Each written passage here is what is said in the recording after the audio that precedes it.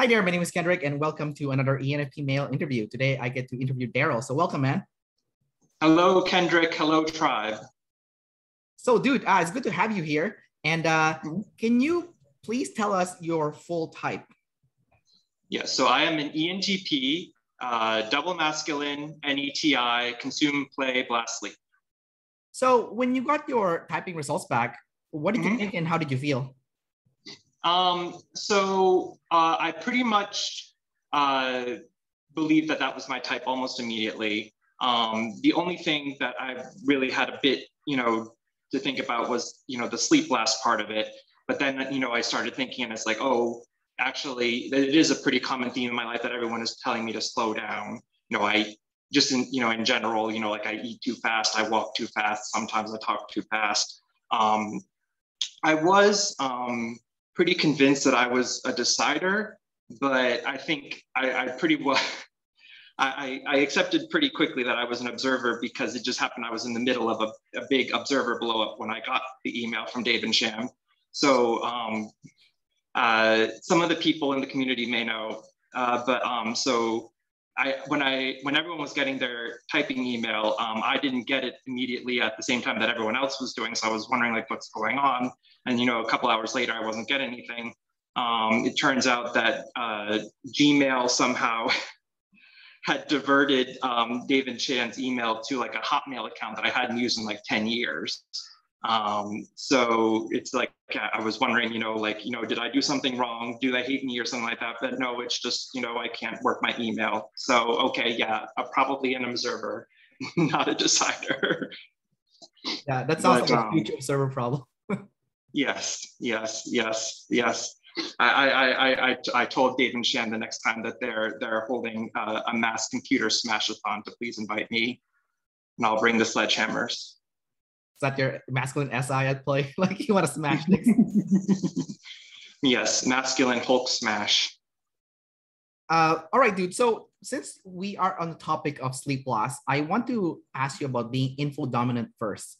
Okay. So you have consume and blast in your first three animals. That means you're going to be obsessed with the accuracy of information. And then David Chan calls it, you will ruin relationships in favor of accurate information. Talk about that. Like what's your experience with, I guess your profession too. We don't have to go into detail about that, but obviously accuracy of information. Yeah. Well,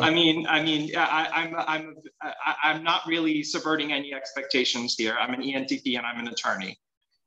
So my job pretty much heavily involves, the balancing of information, but that's pretty much comes with the territory. In terms of like, has it wrecked relationships or something like that? I haven't necessarily noticed that the InfoDom part of it. I would, in general, like I tend to prefer, talking about, like things like politics and stuff like that over, here's, a cute picture of my cat or my dog or things like that. So I would probably, on that front, I don't really want to do small talk, but that's, or even, like going outside to play or something like that, like let's talk about things. So I guess on that front, maybe that can be seen as boring or something like that and driving people away. I haven't necessarily really noticed that part. Maybe the sleep last part in terms of like being a pretty intense and aggressive with people, but I don't really have any good examples of InfoDom. Okay, well, let me give you an example from my own personal experience, and maybe you can use that to ping off and come up with something. So I'm very similar to you, sleep loss, also info-dominant. So I work as a fitness professional in my day job, and I teach a spin class. I don't know if you've ever taken those bicycle classes, but so I teach a spin class. And I remember vividly one time that during my spin class that we were playing such a good music that one of the participants in the audience who was in the class, she started like dancing along to it, and I can tell she wanted me to like dance along with her, and I didn't. You don't dance? Because no, it's not that I don't like dancing. I do actually, but at that point, I was obsessed with like my lesson plan and making sure that we stay within the lesson plan. And instead of getting goofy and just throw it out of the window, I want to like stick true, the lesson plan. So when she started doing that, the dancing thing, it's in the moment, and I'm like, shit, I don't know how to switch gears. I know at that point I needed to do that, but I'm like, the info dominant wanted me to like stay with the information. I can't be goofy. Like it's like people who are info dominant, they're more serious than the energy dominant, right? Like they call energy dominant people like goofadons. Like I am too serious with the information, and I don't want to like throw it away to goof off or like to play, right? I want it to be like, let's stick with the info, let's get this done, and then after that's done, okay, I can play later. Which is weird. Yeah. Spin is supposed to be like a play, but then I'm making it like structured. So I don't know, man. So anyways, I don't know if you've ever done anything like that before. We just ruined the vibe because you were so info dominant. Yeah, I mean, I could definitely tell like ruining the vibe because of being like too serious, or like not being like physically sort of slapstick goofy. Like I can probably tell jokes or something like that, but like I don't know, maybe the viewers can tell from this interview, how serious I am. I don't know, am I ruining the vibe with you because we're talking about information? Well, we're both info dominant. The whole point of this interview is to talk about information, right? Right. Well, I mean, if you watch the interviewers who are energy dominant, they're more like laughing, joking, and cracking up jokes. Well, like, but we're both info dominant, so we're gonna be speaking the same language here. So for us, it's gonna be like, it's gonna be okay, but but there's definitely a discrepancy when you talk with an energy dominant person. There is gonna be that like communication problem where like the other person wants to goof off and you're like, let's get the information straight first, then we can goof off. Yeah. With that being said, you're a double decider, so you're balanced with self and tribe. So earlier, using my example about my spin class, I saw that girl who wanted me to like dance along, and I knew because I'm a double decider that I was at the wrong of this situation. Like this was the time for me to goof off and throw in a little like sing and dance, to appease the tribe, right? So you said before that you are aware that you have broken the vibe because you're too serious. So can you talk about like being a double decider in that sense where like, yes, you can see the tribe and yourself, and you can see yourself being too serious, and the tribe is like, come on, man, this is not the time to be serious. Let's play a little. like, do you have an example of that when that happened to you? I mean, not in terms of like specifics. I mean, just in general, like at work, at the lunch table, it's usually sort of, like, let's not talk about work. Let's, talk about private life and something like that. And, I always want to keep going back to talking about work, which is, not the thing to do at that situation. I think it's just being a double decider is more in terms of just like rolling the punches and not taking things seriously, in terms of like, oh, okay, she's not, like if this person is, coming attacking me saying, like my work is bad or something like that, she's probably having a bad day, or, maybe my work actually was, bad, but it's not, like treating them like, okay, they are now public enemy number one kind of thing. So that's what I see, like now that I know that I am a double decider, like that's more of what I see in terms of, like, okay, I'm in the wrong in this situation. It's just, I mean, I'm having trouble, I guess, just because like I don't really, I just try to avoid sort of the people drama, and it's like, so maybe I'm not really necessarily paying attention to that as much. But I mean, well, let's go over the parts then. Let's go over the TI and FE axis. Let's start with the FE first, because that's very interesting. You have masculine FE. So my first part of the question is, people that have masculine DE tend to see the tribe as a threat. So talk about like seeing the tribe as aggressive, not friendly, but aggressive. So, I mean, a lot of it is like, definitely when I was a kid, I was pretty one of the troublemakers in the class in terms of like just getting into fights and things like that. But I mean, it does feel, like even when people are trying to be nice, like, just like a message saying, like, hey, how are you doing? It sometimes feels like, hey, how are you doing? Kind of, that kind of, I mean, I know that's not what they mean, but it just like, it feels kind of taken aback. But I mean, in terms of like masculine FE in particular, like that's sort of like, not just, like individual people, but sort of like the tribe in general, and definitely like the vibe in general. So that's where I definitely feel like the masculine FE more, because like when, I'm in a social situation and, like someone, they're either people that are really getting aggressive with each other and fighting and ruining the vibe, or, like some things like very awkward, like that, it almost feels like, a fire alarm is being pulled in my head, because it's just like, oh my God, please stop fighting, please stop, please stop.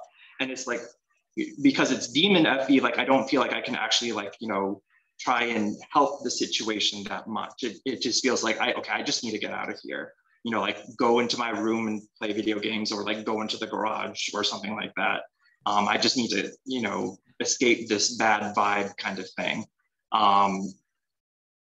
That's more where I definitely noticed it in terms of like masculine FE. I think in terms of like the growth path, it's more just realizing that, okay, I'm feeling that bad vibe, but I can actually like do things to try and smooth it out and like, change the vibe in terms of like, okay, I can see, this person in the corner is looking pretty confused and not following along. So, I can, try and steer the conversation. So, oh yeah, so, Mary, in case you didn't know, like, this person was actually having this going on. So it's like, okay, thank you. Or, things like that I'm starting to really pick up on. Okay, so, or, if like people are fighting, like, okay, please, calm down, let's go back to like logic and not, try and bring emotions. There's no need for emotions in this kind of thing.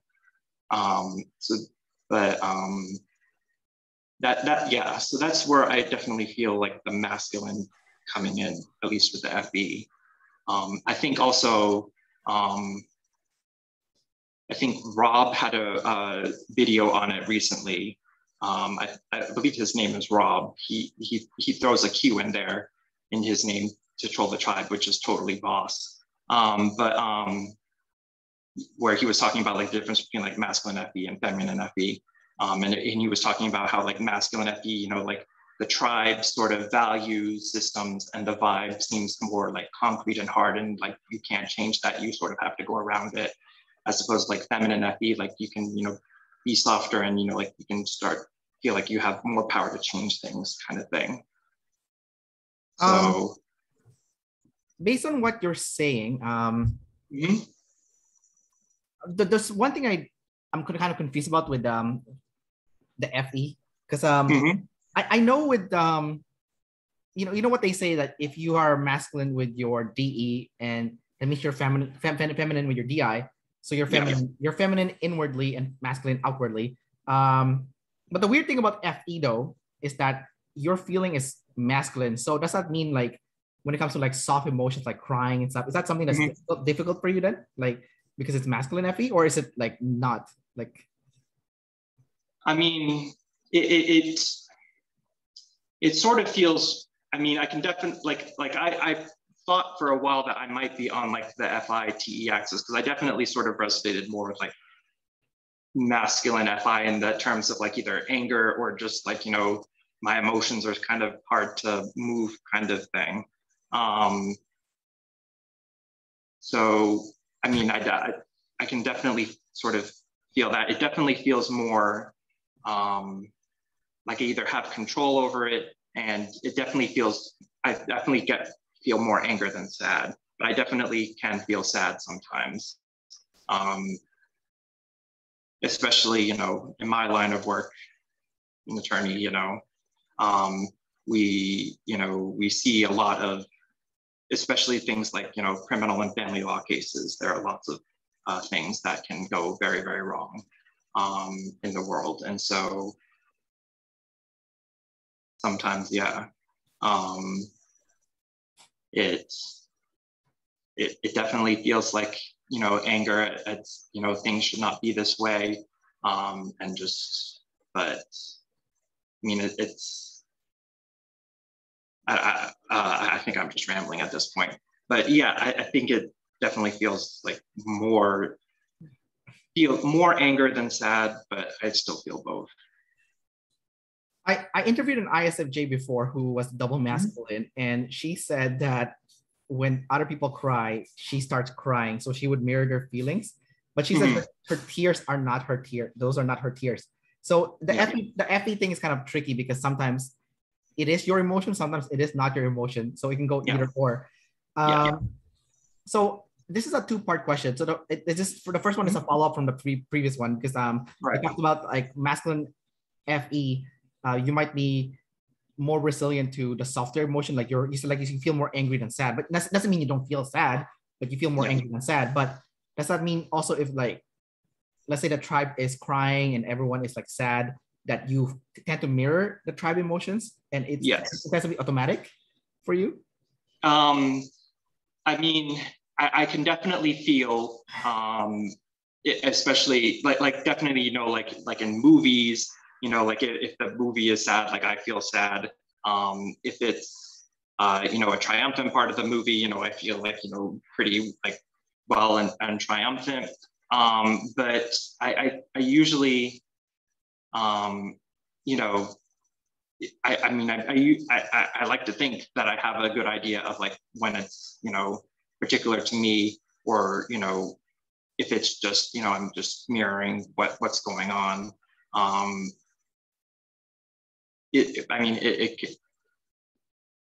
Especially in like, pretty chaotic situations, it might be hard to tell, but usually, in the context, I can piece together what's going on. I like how you use the word piece together. So that's very NT. You're NT first, obviously. Solving problems is going to be your number one thing in life. Essentially, that's your savior. So let's cover let's cover your NT parts first. So let's start with the NT animal first, since we already talked about it. Let's talk about being a problem solver. Your NT is consume. So for you to solve problems, do you research new materials to find the solution? Is it something that you would research and gather?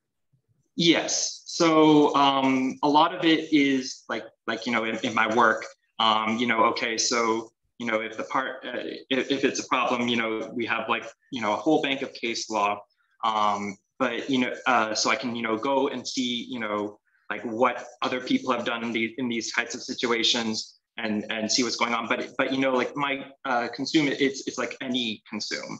So it's like looking for patterns and like looking for the gist of things. So it's like, okay, I can look at, like maybe case law and stuff like that, but like I'm looking for patterns, not necessarily like the actual sensory, law of stuff like that. So it's like, okay, I can see what you're doing here, but then sometimes it's like I'm like walking around, my apartment or the park or something like that, and I'll have, like a house moment.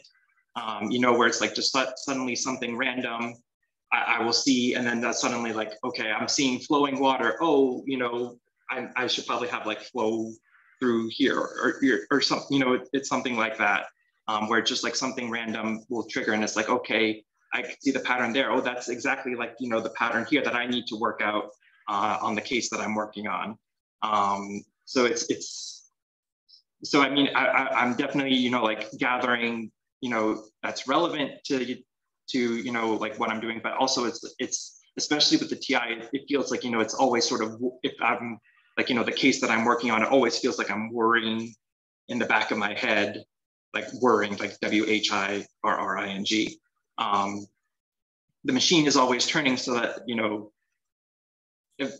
so it's like I'm constantly on the lookout for subconsciously most of the time, but like all of a sudden I'll have like an aha moment, and it's like I'll be able to piece together, okay, this is actually how I should argue this section or something like that. So your anti-consume is also double feminine. So how do you do you feel insecure with what you've gathered? It's I don't know if it's necessarily insecure, but I definitely tend to be like, I consider it like to be very moody or like easily influenced in terms of like my consume. So, I mean, just in terms of like, just not necessarily NT consume, but regular consume, like, you know, if I see, you know, an ad for a cookie, I you know, strongly suddenly feel like I need a cookie kind of thing. Or, you know, like I'll suddenly, you know, just randomly see something about the Lord of the Rings, and it's like, okay, I feel a strong compulsion to go watch the Lord of the Rings right now. So it feels like, you know, kind of moody like that, and it like almost like easily influenced. Like I don't really necessarily have that much control over it. Like I have to exert a lot of control to say like, okay, now is not the time to watch the Lord of the Rings. I need to, you know, finish this first or something like that. If that makes sense. Yeah, I can relate to some part of it. I think the NE part, the feminine NE part, I can relate. I have masculine FI though, so it's a little bit, maybe I have a little bit more control than you when it comes to the let's cover the parts of the anti-consume. Let's start with NE, your feminine NE. So for my experience, when I gather things with feminine NE, I tend to like forget the concepts that I've gathered. Like let's say I read a book and it was like an amazing concept, and then like a few days later it's gone, and I'm like, the hell? Like unless I put in the SI, it's like gone, right? What's your memory like when it comes to patterns and concepts? Like it feels like a never-ending level of like, oh, I figured this out. Wait, I already figured this out. Like this feels familiar. Like how did I forget this kind of thing? It's just a constant stream of that. That's annoying. Yeah. Because like so like one of the things that I do is like, I don't know if you know the School of Life sort of YouTube channel where they talk about like lots of philosophy and stuff like that. But one of the things that they talk about is sort of like philosophical meditation, where it's like, you know, you just do kind of like a stream of conscious exercise, where it's like everything that comes into your mind, like you just write it down for 5 minutes on like a topic or something like that. Like, okay, where am I feeling anxiety? Or, you know, what do I want to do kind of thing. And it's like, and every time, you know, like so like I keep like those papers, and like it's almost like every single time it's like I end up coming to the same conclusion. It's like, okay, hold on here. Even though I'm getting it down into the SI, like it still feels like I have to puzzle it together, you know, almost every single time. So yeah, I mean, I definitely can relate to that. And even say you're at the top, it's just, yeah. So part of consume is gathering new. So it's not old, it's new. Talk about the obsession with like new. Everything must be new. Like if it's not new, it's like I don't even want anything to do with this, you know? Yeah. So I think Dave and Shan on the OPS, like they were talking about like this sort of like Burbank pile type thing, where they have like in like Shan's house, you know, like she would gather all these like, you know, new projects or something like that. But like once, you know, it didn't become news, like she would ignore it, and then like things would just keep piling up and piling up and piling up. And I definitely can relate to that, because it feels like, you know, even if it's just like a task or something like that, like, you know, like, oh, maybe I should, you know, call, you know, it's been a year since my last doctor's appointment, I should call and, you know, do that.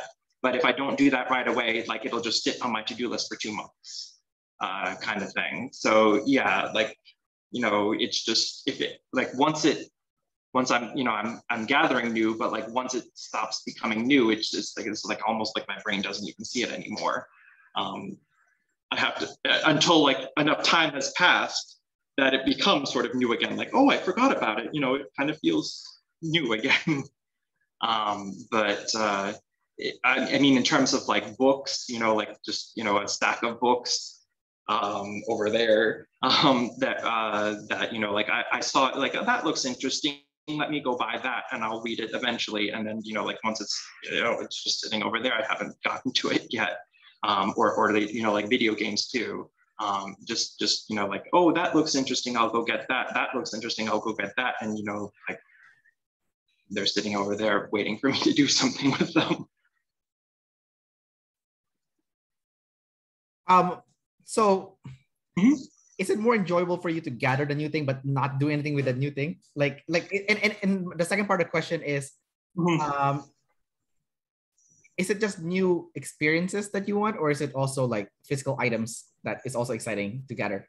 Well, I mean, I think it's more like the actual experience of like, reading the book and, entertaining the ideas. But I think also a lot of it could also be that, like if I want to consume something, I'll really, dive in and consume it. So like, now that I have the book, for instance, it's like, okay, I want to read the book, but it's going to be a lot of effort. I need to set, a certain amount of time because like, I'm actually going to read the book. I'm not just going to stop, after a couple of pages. Because like once I do start, consuming something, I usually want to finish it unless it like, it really offends me, or if it's just like, really that bad, then, but yes, I would say that, like, I mean, the experience matters more than the actual item, but I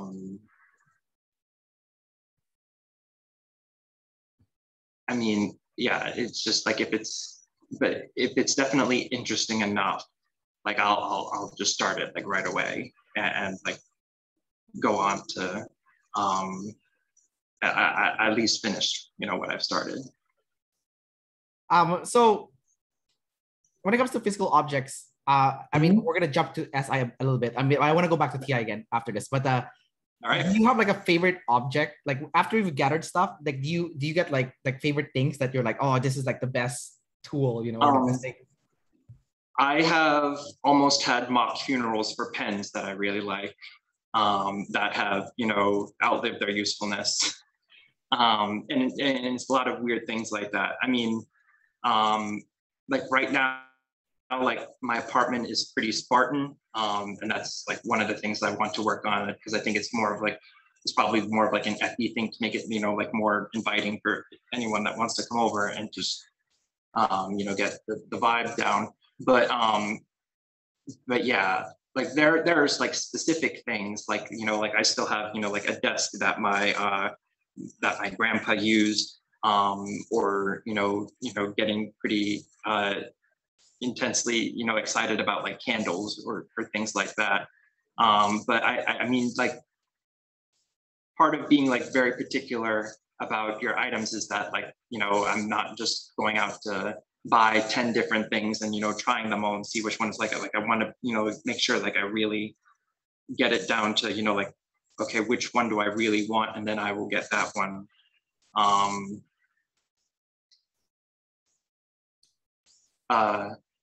In terms of, so, but I've put in a lot of work because I see that tendency. Like I'm pretty sure like my parents, and most of my family is in the same quadra as me. Like they're all, in the TI, SI, NE, FE realm. So I've seen like, lots of stuff getting piled up over time. Like right now, like my parents are getting ready to retire, and it's, been like a years-long ordeal to try and just like get rid of all the stuff that's piled up. So I'm trying to sort of not fall into that trap and, be very particular about what I let into my life, and also, getting better of like, letting things go. Like the Marie Kondo method actually really works, at least it works kind of for me in terms of like actually emotionally okay. I really like this thing, I want to keep it, but it would probably be better used if someone else had it. Like someone else could put this to use better than me. So I will go and donate it to, Goodwill or things like that. So it can really, get the best use, and someone else can love it more than I can. Because otherwise, I just keep everything from like my childhood on up here.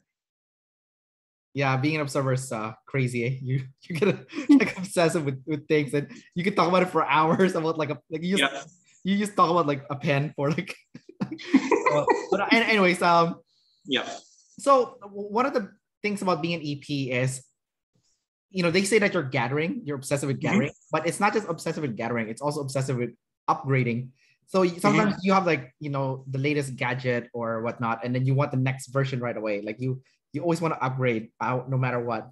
It could be with information, it could be with objects. So do you have that pull where you feel like you need to upgrade whatever you have? Like it could be like a new console, the newest, let's say you have a PS4, you want a PS5, or it could be like a pen, whatever, computer, laptop, whatever. Like, do you do any of that stuff? So I definitely feel that more on the information side, not so much on the thing side. I think my dad is definitely like, he's a computer tech with Oracle, and he's the one that really feels like he's the one in charge of like updating everyone's phones and like making sure he gets the latest sort of tech gizmos and everything.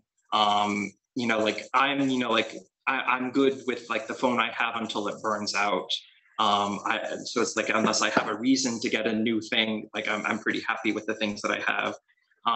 But definitely with the info, like, I have to sort of really put in, breaks, like BRAKES breaks, on like, because otherwise I just spend all day, reading the news, or like, especially around elections, just like obsessively like watching news and like, okay, the new data has come out or something like that, or just like interesting new science, the new reports or experiments that have been done and things like that. Just like in terms of like updating, okay, this is a new perspective on how the world works, kind of thing. So I definitely see myself a gatherer on that more than like the actual things. Got it. I guess OPS would be like an example of like you trying to upgrade your view of personality typing. Yes. Let's cover your TI. Your TI is interesting. It's feminine TI. So what's going on with the TI? So I know a lot of people with masculine TI, they freak out when something is logically inconsistent. That's like the best way for me to explain it. That's like for me with FI, it's like when I see someone that's being behaviorally inconsistent, because FE is like, what is the best behavior for the situation, right? But FI is like, no, you have to be authentic no matter where you are. So TI is like that also, but yours is feminine. So what's going on here? Yeah. So I mean, I like for the longest time I thought I was TE over FI, and after I did the typing video, I was talking with people in like the community, and like almost everyone thought I was TE because of the feminine TI all over the place. But I mean, it feels like more like I'm still making the decision on like what I think is right or not, but I'm not like aggressively like you're wrong. It's more, like I'm more, I guess, receptive to other people's opinions, I guess. And like their logic and how they're doing things. So I guess a good example of that. So my mom does this thing where she's convinced herself that she has diabetes. She does not. She's gone to about 5 doctors. Her blood sugar is fine, but she does that. And I think I think what's going on is that she's, that's what she just has to tell herself so that she doesn't just eat sugar all day. She has to give herself, that kind of reason, and in order to, stop her from eating sugar, and that drives my dad nuts. I think my dad and I are very, very similar. So I think he's also probably an ENTP, but he definitely has masculine TI, because like the fact that my mom goes around saying that she has diabetes just drives him nuts. And he, always comes to me complaining about like how mom is crazy for thinking that, and, telling everybody. And I'm like, more like, well, I can see what she's doing and it's working for her. So, it's not accurate, but it works for her. So, maybe just like not tell any doctors that you have diabetes, but if that's what you have to tell yourself. So, I mean, but I mean, like I said, it's definitely feels more like I'm still making decisions, but it's like, still like in the moment, like if someone, gives their opinion, like, okay, that actually makes sense, maybe, and it's like a bit later on that I feel like, actually, wait, no.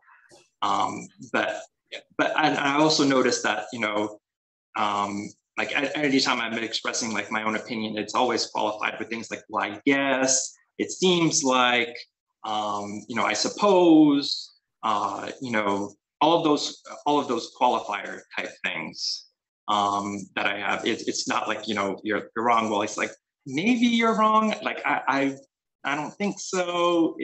That's more what it is. It's funny you have a crazy observer family with like things problem. Like, I also like how you said that. Well, I mean, the way you describe feminine TI, I like how it illustrates that it doesn't matter what the sexual modality is. There's a benefit to having masculine and feminine. Mm-hmm. Sorry, I just yeah. But so what I'm trying to get at here is like, I like how you describe how, feminine TI, it's wrong, but it works, so it's okay. Like it gets the job done, so it's not. Like, it's like the old army saying, if it works, it ain't stupid. So yeah, I mean, it's like was it Arnold Schwarzenegger? He has feminine DI, and then he pretty much says you can choose your own identity. So I don't know, do you resonate with that? Like choose your own identity, because it's like movable, right? So if it's movable, then you can be whatever. Like, well, I mean, like I definitely saw that in terms of like, so I was like watching David Chan's videos and everything in the OPS for like about a year, and like I definitely noticed that like my guess for what my type is, I went all the way around the world in terms of like at various points I thought I was like every different type or something like that, which I think a lot of people go through. But what I think really shows the feminine DI is that like once I thought I was a certain type, I would at least start acting more like that particular type. Yeah. Or at least thinking about it. So it's like, on a crazy day when I'd just seen like, a video about ESFJs and thought like, maybe I actually do have FE or SI. Like I would just go out and like start like writing the most bubbly, warm emails to everybody. That's so good. Like, hey, we're all spies over here. Thank you very much for all this info. Yeah. Have a great day. Yeah. Which I like, I don't know, like, maybe that only just like, makes it harder to self-type. But yeah. No, that's awesome, dude. No, I mean it's good because I mean you can use whatever is needed for the situation, right? It's not like, at work, you probably want to be more friendly with your coworkers. So I'm like, okay, that's a good thing to do that. That's not a bad thing, right? So But I did like I did think it's funny that you said, oh, everyone goes through this thing. I'm like, nope, because I have masculine FI, so it's like nope. I've never had that like experience that you had. Where like, oh, I went around the world, I changed identity like every day. Like no, I'm like no. I know I'm DE above DI, but like no, like the masculine DI is definitely like different from. Like definitely like it was like almost after every video I thought like I was the type that like that they were talking about. So like at some point that's me. So at some point I had like definitely at least thought that I was at least every single function or whatnot, or at least like imagine it or something like that. So I guess like it helps, like once I actually got the type, like it wasn't that much of a shock. It's like, okay, that actually makes sense. I can see that. I guess it also doesn't help that, like I'm an attorney and I have an attorney brain. So like once I thought I was a particular type, I can muster up, like, well, actually, okay, I do this, I do this, I do this. And they say that this type does that. So it's like, that doesn't help, but yeah, but I think that's also like not only just feminine DI, but also like feminine intuition. So it's like, coming up with patterns about myself, that's like double feminine on top of feminine, very movable. It's like, Yeah, you know what? That's a good point that you bring up because it's kind of just recently that what I don't like about ops is the SE. It's like the information disjointed. So they throw like random shit all over the place, and it's up to us to kind of like piece it together. But the thing that they released recently that I thought was really good, and this is I picked up from like numerous video, was that self-awareness is actually not just sleep. It's sleep and consume. Those are the two self-awareness coins. Consume is seeing yourself from an outside perspective, while sleep is from an internal perspective. So I think for you, like all the issue that you mentioned that you had were like you went around the world, you thought you had every single function, you were every single type. It makes perfect sense because first of all, your consume is double feminine, right? So like you can see every time you look at yourself from an outside perspective, it can change. It's definitely movable, right? And you're sleep lost, so you're not seeing yourself from the inside. So it's like, okay, yeah, it makes perfect sense why what's happening to you is happening to you. Yeah. Maybe I was an EJ all along. Who am I? I don't know. Yeah. That's so interesting, man. I never thought about it from like that context. Let's go with your second animal now. It's play. It's NF. NF plays so like hippie-ish, which is very counter. You want a tarot reading? I can do a tarot reading. No. Yeah. The interesting thing is like your play is double activated also. So you have double activated NF play, but you're an attorney. Attorney is like the very ST reporter job, right? So you're like a double activated hippie, but then you're an attorney doing ST stuff. So it's like, and ST is your fourth animal. So so it's like you're doing like your job is kind of counterproductive to your type. It will make you stress out actually, if anything.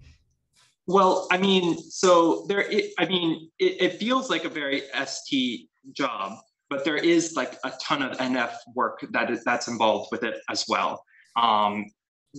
Because most of the time that I've been an attorney, I've worked in like the judiciary system. So it's like, coming up with, like writing out, an actual opinion.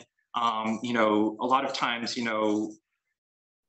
we're in areas that, haven't really been explored before in the law, because if it has like, there's solid precedent and it's like, you just apply that and like, A, B, C, we're done here. So it's a lot of, like, okay, this situation hasn't occurred before. So like, okay, so what do we do? So it's a lot of like, okay, well, let's explore the patterns of, like, well, these are similar examples of cases that have happened in the past. And so like, well, what patterns can we, draw from like what we've done in the past, on terms of like, what's the line in terms of like, okay, what's acceptable, what's covers under this law and what's not covered under this law.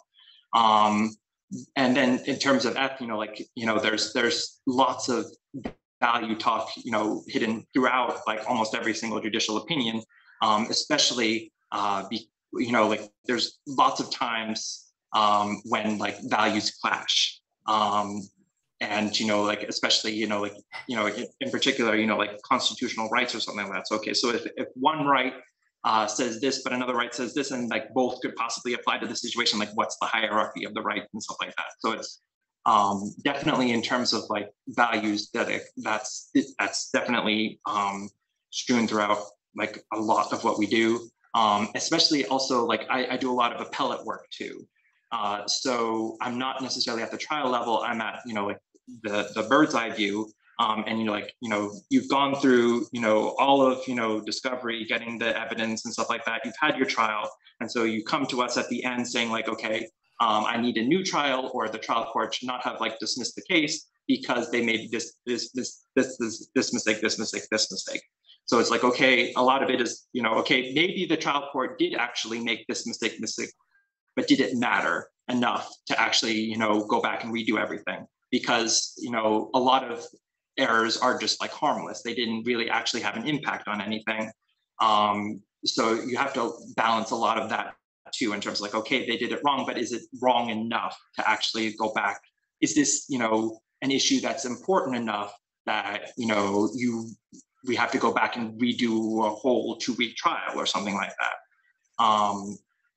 And just in general, like the NF tone, like my coworkers and I, like we talk about the tone of our work almost more than, whether or not we get it right or not, like that, because, we are all pretty good at making sure that we get our thinking correct. But we can always, it feels like working on the tone is a lot of what we do.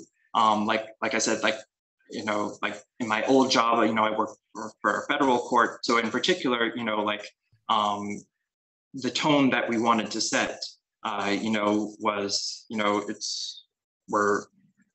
that because like a lot of these cases, people don't really go to to court for, minor parts of their life, it's usually very significant things like, you're getting a divorce, you might have a child custody battle, or you're going, to jail for 20 years or something like that. So a lot of it is like very significant emotional issues. So first and foremost, we want to make sure that the people who are hearing our opinions and stuff like that feel important, like we are taking this seriously. We are taking their issue seriously. We're treating it as important, and we're treating them seriously and important. We want to feel like, we know what we're doing, and that, okay, we've taken this issue, we are going back and we are giving it a whole lot of thought, and then we're coming back, with a wise and well-reasoned decision. And like, that is what we're doing, but we really want that to reflect in our writing and the tone of our writing, that is what we're doing. So, and it seeps into a lot of things. Like, we are very, very paranoid. I am, and like lots of my coworkers now and then are very paranoid about things like, spelling mistakes, or typos and things like that, or like getting the, like one fact wrong or something like that. And a lot of that, it feels like, SI, grammar police type things, but a lot of it is because we want to get the tone right, because like, if you're like reading, one of our opinions, you're looking at the logic, you're starting to nod along. Okay, like this person is making sense. I'm agreeing with what they're saying. Oh, they spelled accommodation wrong. Oh, I wouldn't say it like that. Okay, where was I again? So like, you not only you break up the flow of like what the reader is doing, but also like you almost immediately start questioning the writer's competence and questioning like whether the writer was, really paying attention to these details or not. And so you don't really want to do that, because then they automatically start questioning the logic more than they would have. And then it's also, a lot of it is also, like putting in road signs along the way during our writing, to sort of help guide the reader to like, okay, this is, our eventual conclusion. And, like choosing specific words that have specific, connotations and things like that. So, I mean, yes, like there's lots of facts and thinking in terms of everything that does with the law, but there's like, lots of NF, woven throughout everything as well. Because and then a lot of like the law and like what the attorneys are paid for is like, okay, we have these specific set of facts, but like, what conclusions can we draw from these specific facts? Like, can we view them in more than one way? So, so that's, a lot of what I also see, like, NF shining through in my work and everything. Yeah, that's really good. I never assumed that you can use NF in that way. Like, I mean, those are like, especially the part where you were talking about, someone made a mistake, but doesn't matter. Like, I think that's a good one, because like NF is all about like, what's the point? Like, what's like, like what the list of priorities, like, okay, it's like what matters? Like, does this matter enough? Above, like our desire for this to just be over because, everything. Like, does it really matter that, the judge sneezed while he was giving the jury the instructions or things like that? Yeah, fair enough. Your play is double activated. So talk about like, so your type is very interesting, because you're DI, so you're self above tribe, but then you have double activated play. So you're always doing stuff with the tribe. So when are you being selfish, and when are you like doing stuff for other people? That's what I'm trying to get at. Yeah. My type is weird in that I think I'm about like as activated on the D as I possibly can, and still have DI as the savior. But I mean, like, definitely like the consume, I feel like selfish. It's all, like I'm here on my couch, doing crossword puzzles or, watching TV. That's when I feel like more, but it's like, I definitely feel the play really kicking in, I guess, like, in terms of like work or something like that. Like, I thought I was like, an introvert or something like that, but then I stopped and realized, okay, like I actually am spending a lot of, like, if someone has a problem at work or something like that, and they come to me for help, like I'll be with them, you know, until the end of the day or something like that. So on that front, you know, like I feel like I'm pretty activated play on that part. And like I said earlier, you know, like everyone's always telling me I eat too fast, you know, just slow down, walking too fast. And just in general, like, okay, you know, I'm loading up my to-do list almost every day with like, okay, I want to get, you know, 15 things done today. And, you know, of course I only get to 3 before I collapse, but, you know, it's just, you know, a preference for things go. But I mean, in terms of like DE versus DI, like I feel, so how I sort of view like FE and TI like really working together is in terms of like FE, you know, seeing the values on the spectrum and seeing like, okay, what does, you know, what do people need done? Like, okay, so everyone would value that this particular thing would be done. You know, society as a whole would benefit if this particular thing would be done. But I can see that it's not getting done. So I guess it's my job to step in with the TI and like make sure that this is done. And like, you know, because like my view of TE is that it's sort of like the, you know, off the rack, you know, factory made, you know, fast fashion kind of option that'll work for like 80% of the time, maybe for most issues. Whereas TI, I view as sort of like, you know, kind of like the custom made artisan approach. So it like, you know, the TI is like objectively better quality, but most of the time, you know, you're better off with the TE option because you don't really need it that high quality for whatever it is you're doing. So it's like the TE option will work for most people, but the TI are sort of like, I guess, like the special ops that handle like the weird situations that are more complicated than normal, or, you know, that need, where accuracy really matters more than just getting it done and efficiently.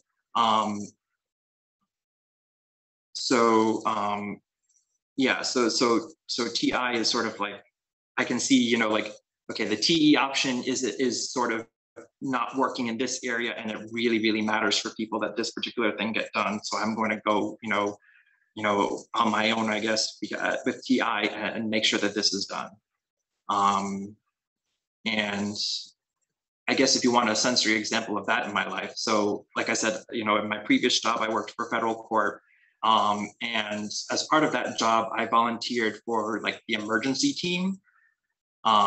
So basically, you know, like there was, you know, a couple of us, and, you know, on the rotation on the schedule, you know, like if an emergency occurred on your particular day, like you were the point person responsible. So a lot of it were things like, you know, like deportations, you know, if someone, you know, help, you know, the DOJ is going to, you know, fly me to Brazil tomorrow morning, you know, please stay my deportation. Sometimes, you know, it would be like, you know, like a stock transaction that was happening that they wanted stopped. But the main thing that really stopped like a lot of people from wanting to do it were executions. So one of us on the emergency team would have to basically stay behind and be like by the phone in case something happened at the last second that like either botched the execution or any other thing that come up in case you know, they file a last minute motion to stop the execution or something like that. And so that's not necessarily something that, you know, lots of people wanted to do, because it's just it was a very, very surreal experience. You know, because these usually happened, you know, in the evening. So, you know, it's like you're the only person in the building because everyone else is gone. And you're just basically, you know, waiting by the phone, waiting for someone to die, basically. And, you know, I mean, it sounds like a very pretentious one-act play or something like that, but I mean, it's just, you know, no one really wanted to do it. And I'm not saying, you know, like death penalty good, death penalty bad, but it's just like, as long as society values it and like it's on the books, like, you know, I guess someone has to be there. doing things like that. So. Okay, so before I ask you the next question, I just I want to make a few comments. So first, dude, you channel change like a monster. Like you dude, you like at least 5 times, and it's not like it's not that you just channel change. You chat like you went to explain something, and then you channel change on your explanation, and then you channel change again. And I'm like, oh my god, like yeah, dude, there's no way in hell that you were mistimed. You are like channel changing like a monster, like just Jesus. So yeah, we exactly. Yeah, dude. I'm like, holy shit, like this guy just chuk, chuk, chuk, you know. Yeah. Second comment is like in terms of DE and DI, I feel like you're almost like as a DI, I mean, you're like 50.1% DI and like 49.9% DE. You know, it's like such a dot. Like no one would ever tell that you're selfish. You know, like it would be hard to say. I mean, maybe your family. I don't know. Yeah, maybe just your family, like your immediate family. But I'm sure they can tell stories. But go ahead. Yeah, of course. And the other thing too is like, dude, being a sleep blast, consume play blast, I think that those kind of types, those are like the best people to work with, because my accountant is like, I'm pretty sure he's sleep blast. I think he's also blast play, or at least like that kind of combination. And dude, if I ask him a question, my accountant, like within 5 to 10 minutes, he'll answer my question right away. And I'm like, dude, this is the best service, you know. So you know, it's bad for your health, which I'll talk about later when we talk about ST sleep. But in terms of like being a professional, that's like amazing customer service right there. So speaking of customer service, let's talk about your blast. Your blast is SF, and it's double masculine SI, masculine FE. So that's pretty much controlling people's behavior and telling them what's appropriate and what's not appropriate, right? You know, and it could also be using in a good way where, like, you know, someone comes over to your house, we're like, hey, sit down on this couch, make yourself comfortable. Here, have a tea or have some ice cream, whatever. So you're making them feel good, right? So there's some good stuff and the bad stuff about it too. Like the bad stuff is obviously like, oh, you know, you're like trying to tell people what's a proper etiquette. Like, you know, you're in a restaurant, okay, you need to use the spoon first and this fork, and you have to go work your way in or something. I don't know. Like, so talk about how you personally use SF blast in a double masculine way. Well, you can rest assured. I had quite a lot of ESFJs in my family growing up, so I am properly scarred. Please feel free to put your elbows on the table. Is that a thing? You're not supposed to put your elbows on the table? It's not a taboo thing? But yeah, I've been all dinner partied out on that point. But I mean, it's also because like I feel like you know, like we have, you know, interns in our office a lot. So I feel like I have to, you know, have like a pretty set routine in terms of like explaining things to them and teaching things to them. But I think it's a lot of teaching is just like, you know, maybe SF is, you know, like just have it in an SF interesting way, you know, like maybe throw in some humor or things like that, so that, you know, people, you know, will actually pay attention to you doing. Like I don't necessarily feel like I'm, you know, controlling them. Like I don't feel like I'm going out of the way to, you know, like, you know, like saying like, please smile more to just random strangers on the street. But, you know, but if you have like a problem or something and you come to me, I can give you advice. I don't know if I'd necessarily make like a Dear Abby column or anything like that in terms of etiquette. But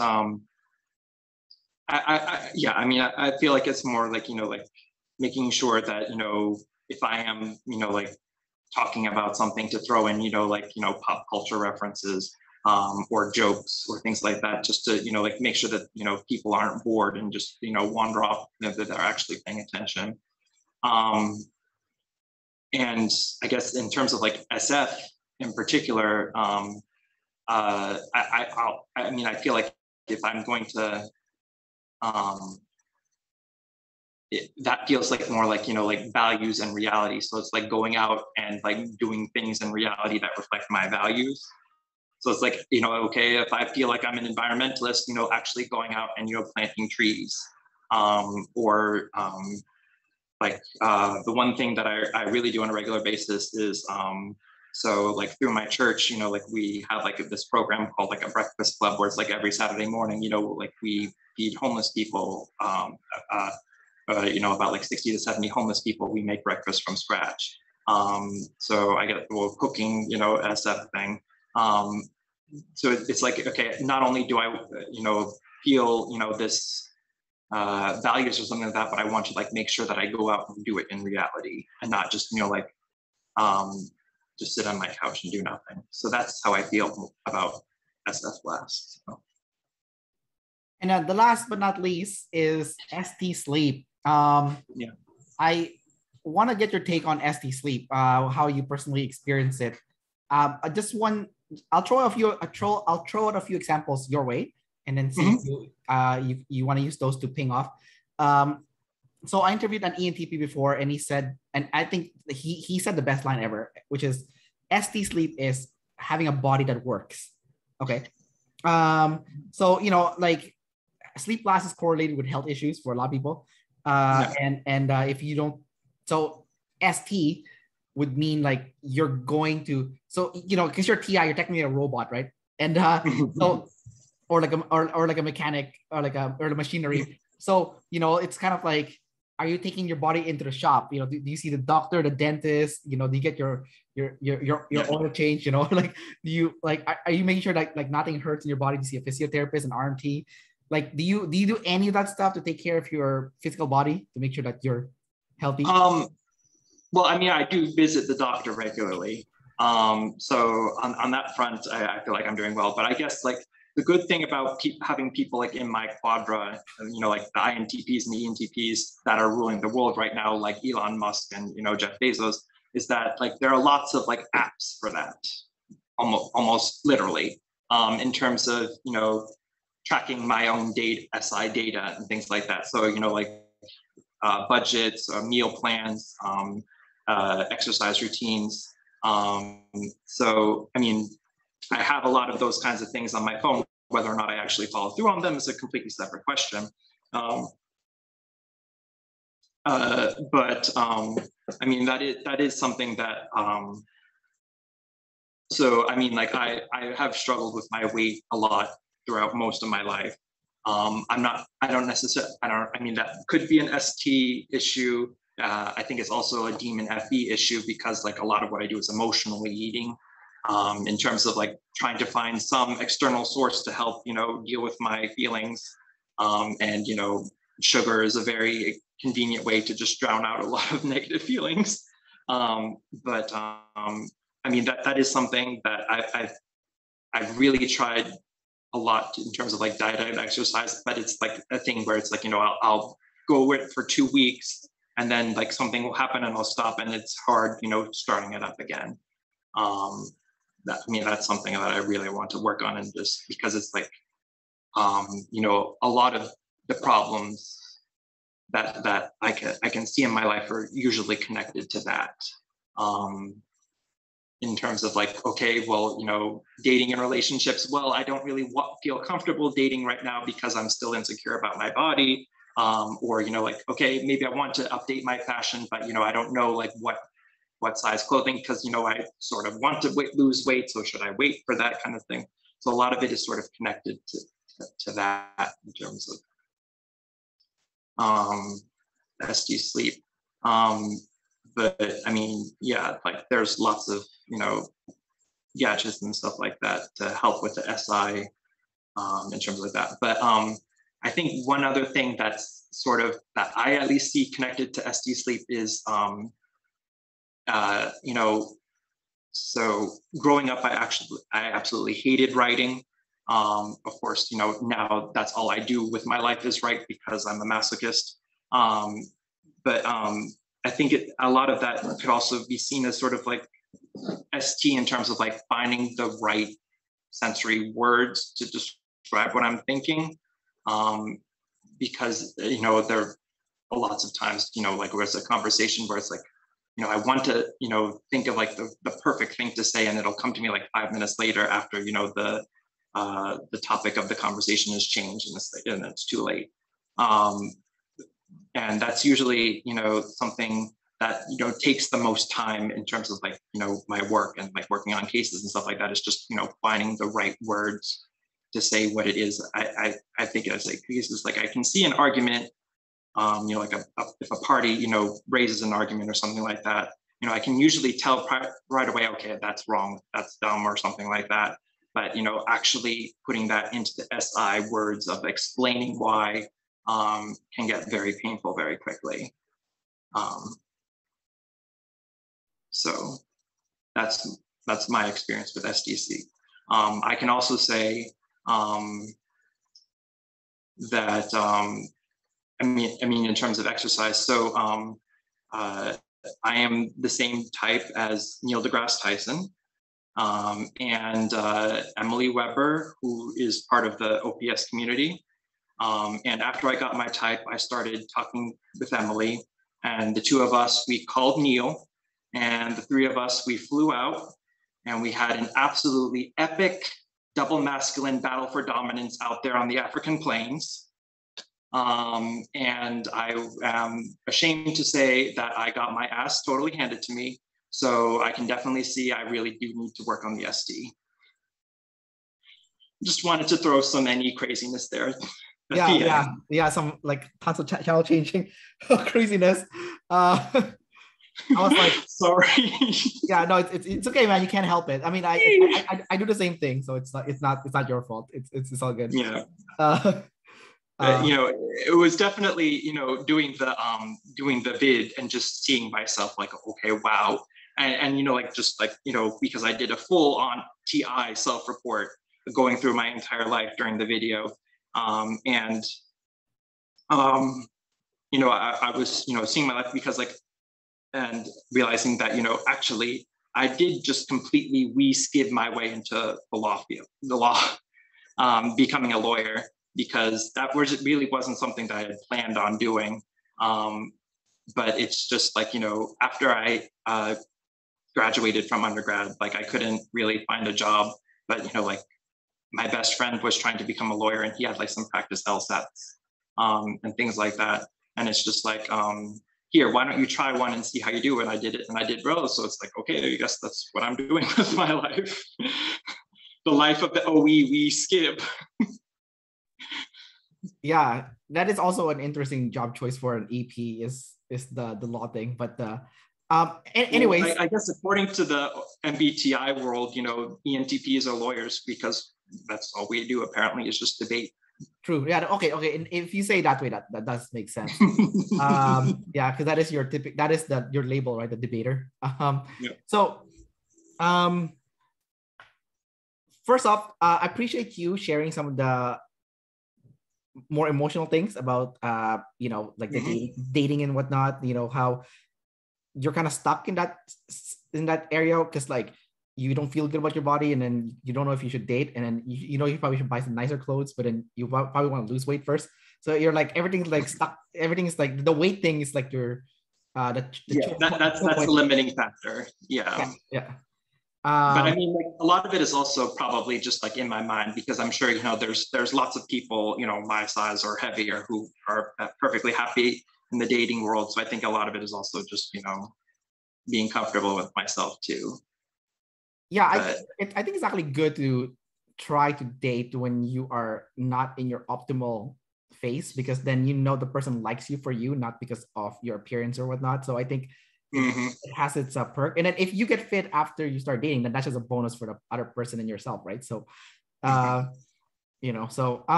okay. Anyway, so back to ST sleep. So ST sleep, I noticed that ENTPs are very weird with money.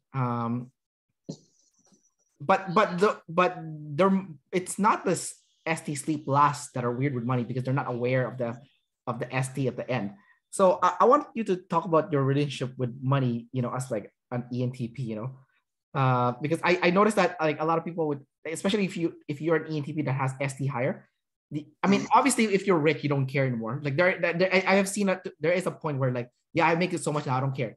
Because I've seen it with my friends before, like my friends who are with that function stack, where before they made an X amount, they really were like nitpicky about the dollar. But then after they made up a certain amount, they're like, they don't care anymore, So talk about your relationship with that. Like that's like a weird thing with you guys that I've noticed. Well, I mean, I don't necessarily know if I'm weird with like what we're talking about with weird.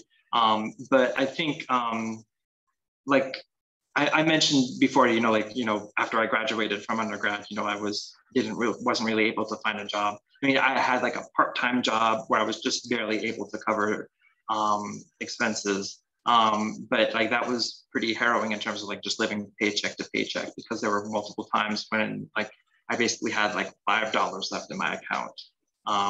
And so it's like I actually did have times where it's like I had to, choose between, the train ride home or dinner. So I feel like that really helped in terms of like being able to like budget and like keep track of my money and everything like that. But I also feel like, like because I know what that feels like, I feel like compelled to like, really tip well, and, really help people who are also in that kind of situation. Especially, like waiters and stuff like that. Like I have, at least as a savior to TI, I have like tremendous respect for anybody who has to deal with the general public on a regular basis.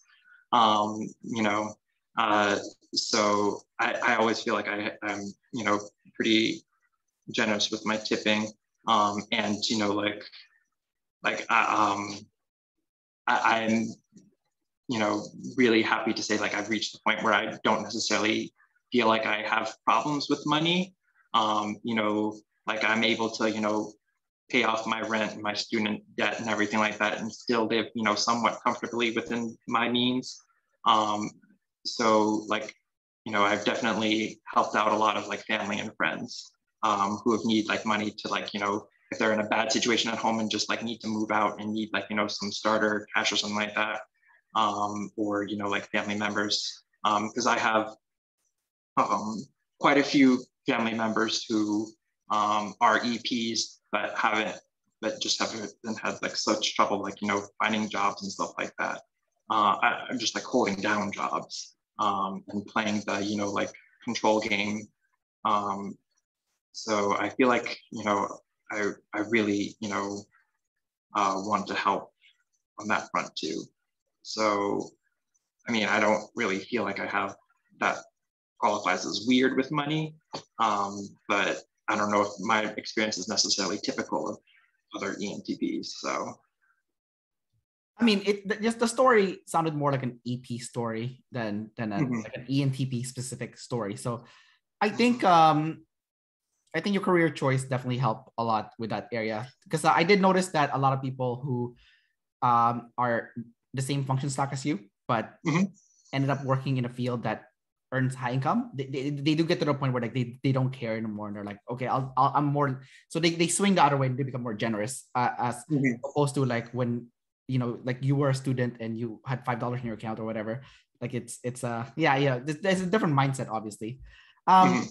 All right, dude. So I have a few rapid fire questions for you, and then we'll wrap up the interview. So let's keep the channel change in control, please. Like,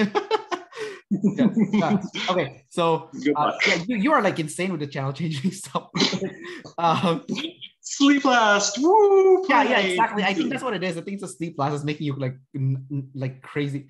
It could be the double feminine and the double feminines consume also. I don't know. Like it maybe makes the channel changing more rapid. But anyways, it's just interesting that your channel or just any in general, just like boing boing boing boing boing boing. Yeah, that could be it. Okay, dude. So first, double masculine. Talk about being kinesthetic and then audio. Audio, I'm in the choir. I do a lot of singing. I've always, done a lot of music. I've played the piano pretty well, all the way through childhood. Double masculine, kinesthetic, in terms of, I've also done lots of sports throughout my childhood, soccer, karate, softball, things like that. I mentioned before, I believe that I got into lots of fights when I was younger. It took me a while to really sort of rein that in. But So I've also noticed that in terms of, like my downtime, like I always, I prefer, I get really, I prefer, cuddling up with my blankets and, soft blankets and fluffy pillows that are, very sensory tactile. I can get very, very be witchy about the temperature if the temperature is not right. And, like my chill time, I usually like listening to music and, or just having like background noise or something like that. Gotcha. Next is SI. I want to talk about your SI. So the life problem of the EP is control. Mm-hmm. Let's talk about control first. Have you had any big tidal waves when someone's trying to control you and you freaked out?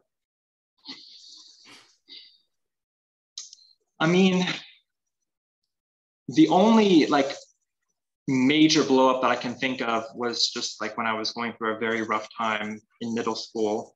And, this one teacher, was communicating with my parents, and I just blew up at the teacher, like you're spying for my parents, and, all of that kind of stuff, all of the crazy EP stuff. That's the one that really comes to mind in terms of like control.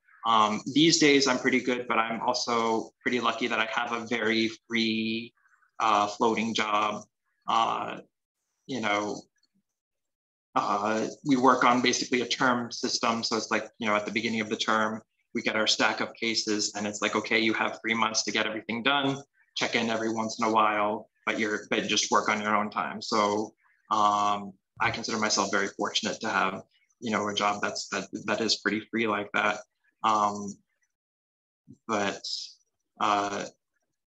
Yeah, that's my experience with control. If you want like SI specific, I mean, I don't ever feel like I've ever actually gone out of my way to break rules. But it's just more of like if I don't see the reasoning behind the rules or like why I or society should value this rule, then it's more like I just kind of ignore it, or I only apply it within like the limits of like the reason behind the rule. I mean, that's just in like my personal life. Obviously, as a lawyer, like I have to apply the rules as strictly as necessary in terms of like laws and stuff like that. All right. Cool. So I guess no major SI tidal wave. I think your biggest issue with SI is probably your weight, if anything. That seems to be the. Well, I mean, I definitely have had like a lot of stuff with procrastination, and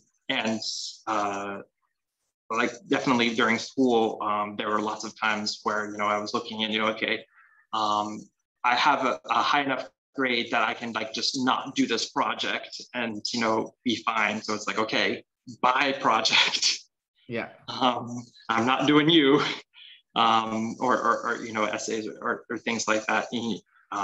So I mean, definitely I've had like those kinds of problems, but usually I was able to play it pretty smart that it never really impacted me in a way that mattered. So got it. All right, dude. Before we wrap the interview, do you have any last minute question for me? Well, how are you doing, Kendrick? Oh, I heard like you're having like a very big heat wave or something out there these days. Oh yeah, that just passed, but then there's like it's hot again. I don't know why. So yeah, I put away my pretty hot summer. So yeah, I made a bad decision. I put away my AC right when like it started getting hot again. I'm like, oh my god, what a bad decision. I should have kept it out. All right, dude. So thanks for coming out and doing this interview. I know it's really late for you, so really appreciate it. That's all right. Thank you very much for having me. All right, man. Peace out. All right. Bye.